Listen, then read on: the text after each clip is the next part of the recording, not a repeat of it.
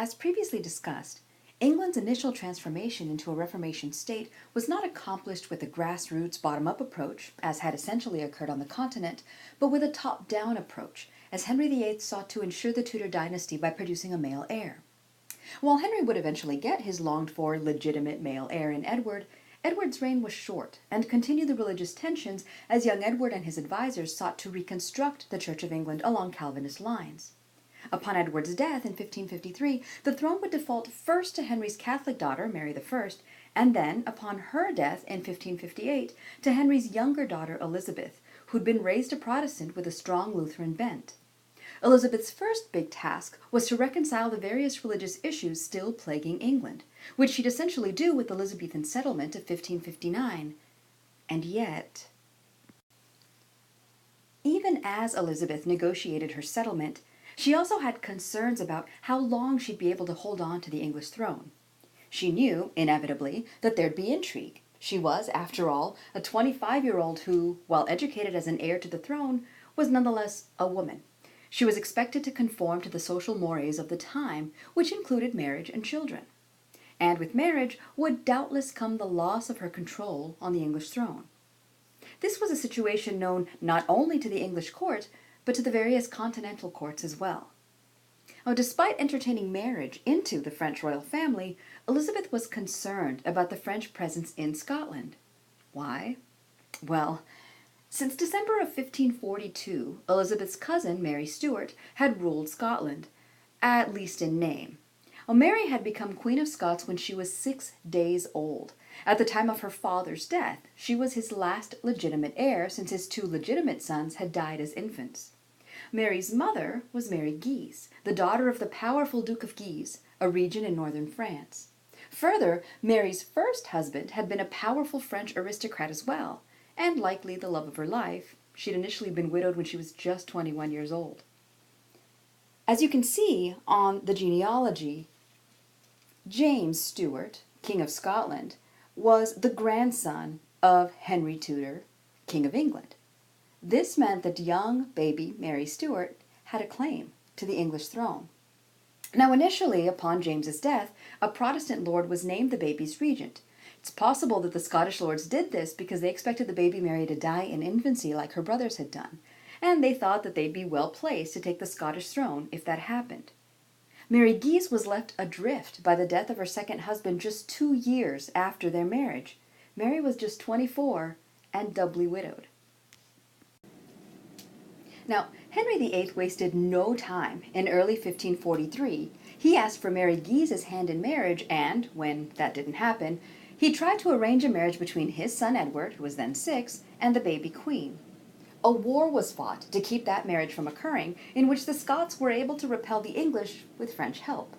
In 1554, Mary Guise took the regency for herself and thus secured her daughter's claim to the Scottish throne. In 1548, Mary Guise and the Scottish Parliament agreed to a marriage contract between the nearly 6-year-old Mary and Francis, the 4-year-old son of the French king. Young Mary was sent to the French royal court to be raised alongside her future husband. She would spend the next 13 years of her life in France. Well, Mary, Queen of Scots, and Francis, the Dauphin of France, married in 1558, the same year as Elizabeth's coronation, when Mary was just 16. While the two seemed well suited in terms of personality, they were not seen as equals by the French court. Mary was nearly 6 feet tall. She was well educated and multilingual. She was a gifted musician and a capable horsewoman. Everyone, with the exception of her mother-in-law, Catherine de' Medici, adored her. Mary's life seemed charmed. As a young teenager, she'd caught smallpox, but she survived without a scar. Francis, on the other hand, was described as abnormally short. He spoke with a stutter, and he had a fragile health. Nonetheless, they developed a loving relationship. Unfortunately, it didn't last. In 1559, Francis's father died unexpectedly as a result of an accident, and 15-year-old Francis became the new French king. He became king just as the tensions between French Protestants, called Huguenots, and Catholics were increasing, and most of his reign was spent dealing with this issue. Unfortunately, just 17 months after his coronation, Francis died from complications of an ear infection. Most modern historians believe that the infection created an abscess in his brain. Just like her mother, young Mary was now widowed, just 18, and worse, she'd lost her mother earlier that same year. Grief-stricken, Mary returned to Scotland. Now Mary, Queen of Scots, who returned to Scotland in 1560, was Catholic, and she returned to a Scotland that had become largely Protestant, especially in the lowlands, where her seat of power was. The Protestant nobility was led by Mary's illegitimate half-brother, the Earl of Moray, and supported by Elizabeth. The Scottish Protestants, influenced by a fiery priest named John Knox, had adopted a form of Calvinism called Presbyterianism. Well, from the beginning, then, Mary was at a disadvantage. She'd grown up mostly in France, she was Catholic, and she was a woman, and a very young one at that. Like her cousin Elizabeth, Mary too was facing the sexism of her royal court. However, she took it in stride. She tolerated the existence of the Protestants in Scotland, and she even kept her half-brother as her chief advisor, and she appointed other Protestant lords to her advisory council. Initially, Mary's relationship with Elizabeth was a good one, but Elizabeth was concerned with the French interest in Scotland, especially since Mary hadn't yet ratified a treaty that ended the fighting between England and Scotland that Henry VIII had initiated. That treaty would have required France to recognize Elizabeth's right to the English throne and their promise never to intervene in that. Mary never ratified the treaty because it had come just after her mother's death, and she'd refused to deal with matters of state in the immediate aftermath of her loss. Then, of course, had come Francis's death. Mary had been ignoring important diplomatic matters for months. Of course, she also didn't realize just how tenuous Elizabeth's own position was. There were many Catholics in England who viewed Mary Stuart as the legitimate heir to the English throne, as both Henry VIII and Elizabeth's brother Edward had declared Elizabeth illegitimate at one time. Although the Parliament's Third Act of Succession in 1543 had reinstated Elizabeth as a royal heir, and Henry VIII's own will had tried to exclude his Scottish relatives from ever claiming the English throne, Catholic politicians in England, now mostly in hiding because of the repression of Catholicism under Elizabeth, viewed these documents as illegal. Elizabeth tried to neutralize the threat Mary posed in 1564, suggesting a marriage between her cousin and Robert Dudley, but both parties refused, and Mary then wed her cousin, the English-born Scottish Earl of Darnley, a man by the name of Henry Stuart. Henry Stuart was not well liked by the other Scottish lords, who became convinced that he had somehow bewitched Mary.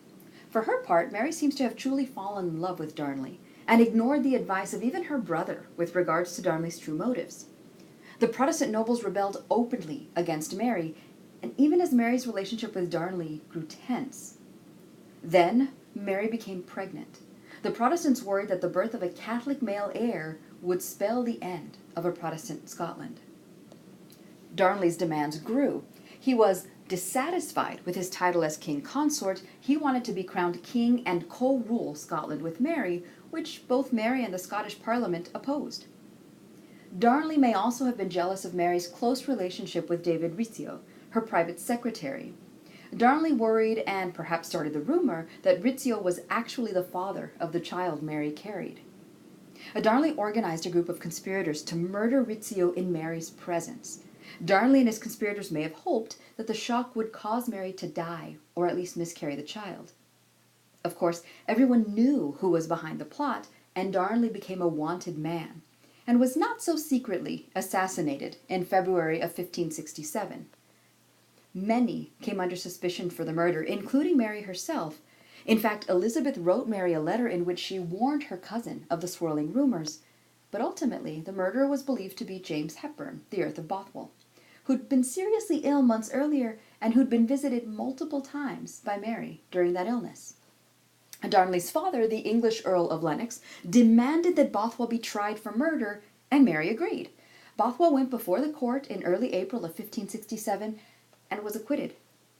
After his release, Bothwell entered a secret agreement with a group of Protestant nobles who promised to support his attempt to marry Queen Mary. In late April, Mary was abducted by Bothwell and his men. Whether Mary agreed to go with them or not is still contested by historians, and she was held at Dunbar Castle for almost 2 weeks, where Bothwell may well have raped her. The two returned to Edinburgh in mid-May and were married. At that time, a woman could not go off alone with a man. It was assumed that they'd had intimate relations. Well, conveniently, Bothwell's divorce from his first wife had been discreetly arranged 12 days before he married Mary, Queen of Scots. The Scottish nobles, understandably upset and tending to see Mary as a conspirator in her second husband's death, imprisoned her and forced her abdication in favor of her infant son. Her son, who was James VI of Scotland, was taken from her to be raised by the Protestant Earl of Mar and his wife. Mary would eventually flee her imprisonment in Scotland, and she headed to England, where she hoped her cousin Elizabeth might harbor her. Elizabeth was at first sympathetic to her cousin Mary, and she wanted to restore her cousin to the Scottish throne. However, Elizabeth and her advisors also feared a strong Scotland, or worse, a Scotland with French support. So instead they offered Mary sanctuary, holding her essentially under house arrest for the next 19 years. While in England, Mary became the focal point for a series of plots aimed at overthrowing Elizabeth and placing Mary on the English throne. The most famous of these plots was called the Ridolfi plot, after the Florentine banker who served as the go-between amongst the various conspirators, both in England and on the continent. These conspirators involved Mary, allegedly, her proposed husband Thomas Howard, the Duke of Norfolk, who incidentally was one of Elizabeth's cousins on her mother's side, King Philip II of Spain, Pope Pius V, Don Giroux Luspez, the Spanish ambassador to England, the Spanish Duke of Alva, stationed in the Netherlands, and the English bishop John Leslie. Now, perhaps in preparation of moving forward with the plot, Pope Pius V issued a formal excommunication of Elizabeth in 1570, stating in that papal bull that all Catholics who obeyed her were themselves threatened with excommunication. The Ridolfi plot was uncovered in 1571, at which point the Spanish ambassador was expelled from England, the Duke of Norfolk was arrested and executed, and Mary, Queen of Scots, openly held as a prisoner of the English state. In 1586, the discovery of the Babington plot finally led to Mary's downfall. Now, thanks to the work of a double agent, the head of Elizabeth's Secret Service, Sir Francis Walsingham, was able to intercept a response that Mary sent to Anthony Babington, a young Catholic noble. In his letter, Babington informed Mary of a plot to murder Elizabeth and release Mary from prison with the help of a Spanish invasion.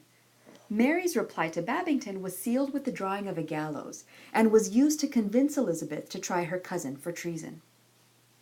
It happened. Mary went to trial. She was found guilty, but Elizabeth struggled to sign the death warrant. She worried not only about her cousin, Mary would maintain her innocence to the end. At the trial, it was the fact that Mary's secretaries admitted that the response was mainly Mary's words that sealed the deal. Elizabeth also worried about the precedent it would set to have one monarch execute another, even if that other monarch had abdicated her throne. Finally, Elizabeth worried about facing, yet again, renewed religious tensions in England. Nonetheless, she was persuaded, and Elizabeth signed that death warrant. Mary, Queen of Scots, was executed in 1587, the year before England would celebrate its greatest accidental naval victory against the Spanish Armada. Despite this turmoil at home, Elizabeth remained split. She was focused on England, but she was passionately interested in continental politics, especially, for obvious reasons, those in France. In 1560, not quite 2 years after Elizabeth became queen, Charles IX was crowned King of France. Just 10 at the time, his mother, Catherine de' Medici, served as his regent while Antoine de Bourbon, the Duke of Vendôme, and through marriage the King of Navarre — Navarre was a small Basque kingdom between Spain and France — became Lieutenant General of France. Among the concerns of the time was the spread of Calvinism in France. French Protestants, called Huguenots, had initially been found only among the middle and lower classes, but by the 1560s, some of France's most powerful noble families were also Huguenots. The undisputed leader of the French Huguenot movement was Queen Jeanne de Navarre, Antoine de Bourbon's wife. She was related to French royal family through her mother, who had been the sister of King Francis I. While the marriage between Jeanne and Antoine had been for political reasons, by all accounts, Jeanne was passionately in love with her husband. Antoine cared for her, but not enough to stop his own political ambitions, which were to better his position with regards to the French court. However, Jean had publicly declared Navarre a Calvinist kingdom in December of 1560. Antoine had himself been raised as a Protestant. The Bourbon family were another well-known Huguenot family, but he switched denominations several times, and he spent most of his life fighting for the Catholic King of France and thus the Catholics in France, even doing so against his own brother, Louis of Bourbon. Charles's reign was marked with the opening gambits of the French Wars of Religion, which pitted the Huguenot faction, including the Navarre and Bourbon families, against the Catholic League, led by the Guise family. This is a family related to Mary, Queen of Scots, through her mother. Now, Catherine, Charles's mother, tried to steer a middle course between the two sides as a way to keep the throne intact for her son until he came of age. In 1562, responding to earlier revolts, the French monarchy made concessions to the Huguenots. But Louis de Bourbon nonetheless acted to take over some Catholic territories, leading to the revocation of these concessions. War broke out again in 1567 after a group of Huguenots, fearing armed repression, tried to abduct the young king. Europe got involved this time. The Dutch Republic, the House of Orange, Elizabeth I, and Jean of Navarre entered the war on the side of the Huguenots, while Philip II of Spain, Ferdinand I, the Holy Roman Emperor, and Pope Pius V supported the Catholic League.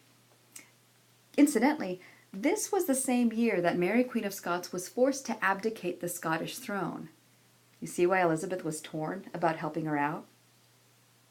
Of Charles, by 1570 married and a father, had grown weary of war and, apparently, of his mother's influence, and he was increasingly following the advice of Admiral Gaspard de Coligny, a known Huguenot and leader of the Huguenot army after the death of Louis de Bourbon. Catherine worried about Coligny's influence on her son, as did Henry, the Duke of Guise, who was convinced that Coligny had masterminded Henry's father's assassination in 1562. Catherine and Henry plotted for a way to get rid of Coligny.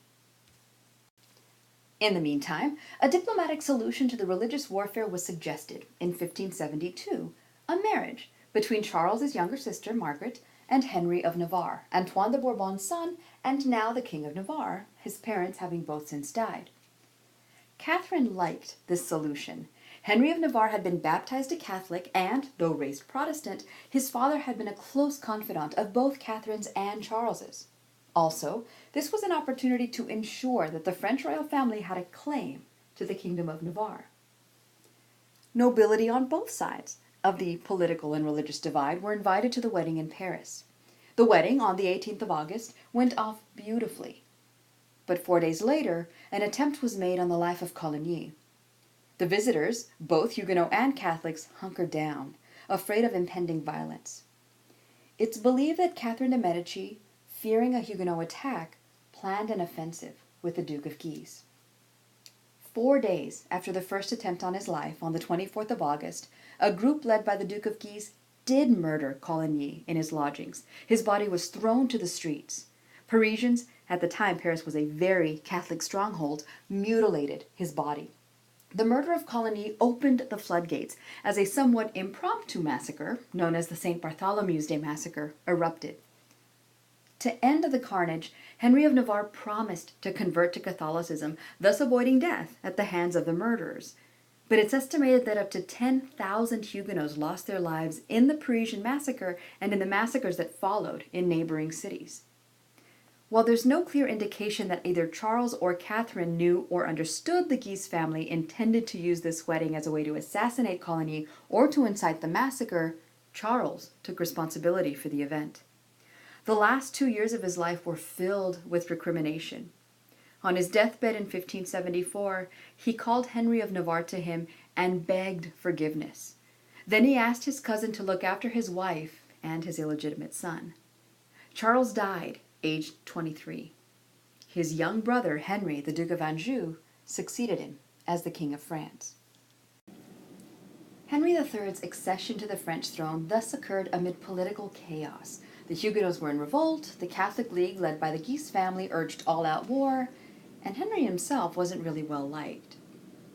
Henry was the fourth son of the royal family. He'd had no hope of inheriting the throne. He had a difficult reputation within the French court. He was considered more effeminate, less worthy than his brothers. Nonetheless, he had helped lead royal forces during the previous War of Religion. His court favorites included men, but also women. He was famous for his beautiful mistresses, and yet noted for his very close relationships with men. None of that meant that he had an in with the French nobility. Hoping to stop the war, Henry, in 1576, issued a series of concessions to the Huguenots, which led to a consolidation of the Catholic League with Spanish support, not just against the Huguenots, but against Henry III as well. Henry rescinded the concessions, but to no avail. His situation was made worse when his youngest brother Francis died in 1584. Remember, under French law, called Salic law, women were denied inheritance to the throne. As a result, the next closest male heir to the French throne was Henry of Navarre, a Huguenot. Henry, at this time, had been married for 9 years to Henry III's sister, Margaret, but they'd had no children. The Catholic League understood the situation. They intensified their efforts. When the Duke of Guise entered Paris in May of 1588, the Parisians welcomed him, and Henry III fled the city. Now, potentially facing a coup, Henry III turned his attention away from the Huguenots and toward the dangerous Catholic League. In the summer of 1588, the Spanish Armada was defeated by the English, a situation not widely realized until later in the fall, when the remnants of the Armada slipped back to Spain. No longer so concerned with the Spanish support of the French Catholic League, Henry acted against the Guise family. In December of 1588, Henry invited Cardinal Louis de Guise to his chateau for Christmas, and he invited Louis's brother, Henry, the Duke of Guise, to come as well. Saying that he wanted to speak to the Duke in private, the king asked Henry to step into another room, where the royal guards murdered him, and then his brother, the cardinal. Henry of Guise's son was arrested, thus destabilizing the leadership of the Catholic League. News of the murders shocked Paris and the whole of France, and Henry III was immediately named the culprit. The Parlement of Paris, the royal legal court in the city but loyal to the Catholic League, instituted murder charges against their own king, forcing him to ally with his once enemy and now heir, Henry of Navarre. The two Henrys set up a rival Parlement court in Tours, made up of men loyal to the king and moderate on the religious issue. These moderates were known as politiques. That's right, the origin of our word politician comes from a word meaning moderate. Go figure. Henry III and Henry of Navarre planned to attack Paris jointly, but in August of 1589, Henry III was attacked by a fanatical Dominican friar who stabbed him in the stomach. As the abdominal wound was not, at first, deemed serious, Henry III continued with his planning. During the night, however, his condition worsened, and so Henry sought an oath of loyalty from all of his generals, urging them to support Henry of Navarre should Henry III die. Henry III died the day after his attack. When news of that death hit Paris, the people rejoiced, calling his assassination an act of God. Of course, Henry III's death also meant that Henry of Navarre, a Protestant, was now the nominal king of France. Was that too an act of God? Henry IV's road to the throne was thorny. He had to fight his enemies, the Catholic League, to retake Paris and indeed all of northern France. He did so with military help from Elizabeth I. Elizabeth's involvement greatly annoyed the Catholic League, as she had, not 3 years previously, executed a member of their own family, Mary, Queen of Scots. The Catholic League sought to name their own heir to the throne as a rival to Henry IV. They were conscious that it had to be a member of the Bourbon family because Henry was a member of the Bourbon family. So they named as their choice Charles, who was Henry's uncle and a cardinal. The trouble? Charles was, in 1589, Henry of Navarre's prisoner. Also, Charles renounced this title and supported his nephew over the religious fanatics of the Catholic League. In 1590, Henry attempted to take Paris but failed. That same year, his uncle died, leaving the Catholic League once more floundering for their heir. Some members of the Catholic League wanted to support a member of the Guise family, but that wasn't a popular decision. So others supported the candidacy of Princess Isabella of Spain, who, through her mother, was a granddaughter of Henry II of France. Her candidacy hurt the Catholic League in France, as many French nobles feared Habsburg involvement in French politics. In the summer of 1593, Henry IV took the step of renouncing his Protestant faith and converting to Catholicism. Contemporaries said that his argument was Paris is worth a mass. He was probably encouraged to convert by his Catholic mistress Gabrielle d'Estrées. The two were fervently devoted to one another. Despite his married status, it was Gabrielle who traveled with him and served as his closest advisor. His renunciation of his Protestant faith disillusioned the Huguenots and Elizabeth, who withdrew her support for the French cause. Henry's willingness to convert allowed the vast majority of French citizens to see him now as their legitimate heir. He was crowned the King of France in 1594. 4 years later, Henry IV would issue the Edict of Nantes, which granted concessions of worship and belief to the Huguenots while maintaining that France remained a Catholic kingdom. That same year, Henry sought an annulment from his wife, Margaret, with whom he'd had no children. He intended to marry his mistress, Gabrielle, with whom he already had 3 children, all of whom he'd then make legitimate. As Gabrielle was again pregnant at this time and Henry was already 47, this seemed like the best plan. Henry's advisors were against the idea, but Henry nonetheless applied for the annulment. Unfortunately, Gabrielle died in childbirth before the annulment could be secured. By all accounts, Henry was grief-stricken. Gabrielle was given a queen's burial, and Henry took to wearing black in mourning. So what was the aftermath of all of this fighting over religion? Well, in France, Henry IV brought a new dynasty, the Bourbons, to power, and ushered in a new religious tolerance as well with the Edict of Nantes. While unable to marry his beloved Gabrielle, Henry IV's annulment for Margaret was granted, and in 1600, Henry made a political marriage with Marie de Medici. Marie and Henry would have 5 children who survived to adulthood, including the next King of France, Louis XIII, a future Queen of England, and a future Queen of Spain. As a monarch, Henry focused on the creation of public works such as the Pont Neuf and the extension of France's educational system. It was he who added the Galerie to the Louvre Palace and who first encouraged artists and artisans of all kinds to work on the lower floors of that palace. Henry encouraged exploration, although more to the Indian Ocean basin than across the Atlantic, and he involved France in multiple political and military situations in Europe, particularly against the Austrian Habsburgs. However, Henry continued to serve as a flashpoint for fanatics. 2 assassination attempts in the 1590s were discovered and the perpetrators executed. In 1610, however, the assassination attempt succeeded. Henry IV was killed, succeeded by his son, Louis XIII, who was 9 at the time of his accession. His mother, Marie de Medici, would serve as his regent until 1617. The end of the French Wars of Religion, officially in 1598, brought about a period of peace in Europe and allowed monarchs to step back and take a closer look at the new political landscape. In England, Elizabeth was still queen in 1598. Now 65, she was nearing the end of her reign, but she'd managed to secure a Protestant church in England, a truly Protestant church in England. She'd involved herself in continental politics such that England was now a major player in German, Spanish, and French politics. England was an acknowledged naval power. They had defeated the Spanish Armada. Elizabeth also supported explorations in the New World, and she attempted to extend England's commercial interests, even setting up a commercial relationship with Russia. Now, she died in 1603 with no direct heir, and ironically, the next man on the throne of England would be James VI, son of her cousin and rival, Mary, Queen of Scots. Now, Spain had been largely untouched by the Reformation domestically. They had the Inquisition to thank for that, but they had been involved in Reformation intrigue, especially in England and France. Philip II, who'd held the Spanish throne since 1556, had involved himself in English politics with Mary Tudor's reign and in Elizabeth's. He'd supported Mary Queen of Scots' plots.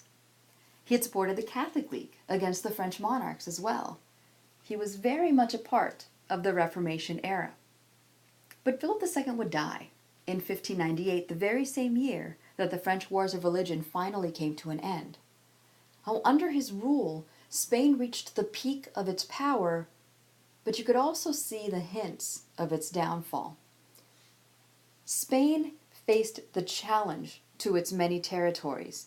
In the 1560s, you had the Revolt of the Netherlands. In the 1570s, you started to see the challenges to the territories in the Americas. Spain had faced naval defeat under Philip II, with the English defeat of the Spanish Armada. And while the Spanish monarchs, especially with Philip, had been a very powerful part of the Catholic Counter-Reformation, ultimately they had been unable to halt the spread of the Reformation theology across Europe. Like so many hot topics, religious reform was one which was genuinely championed by some who truly saw a need and felt a desire to reform the teachings and institutions of their faith. But for others, it was more often a pretext for the acquisition or maintenance of power. Perhaps this is why the new philosophies of the late 17th and 18th centuries focused so much on the negative aspects of religion. But that's a story for another day.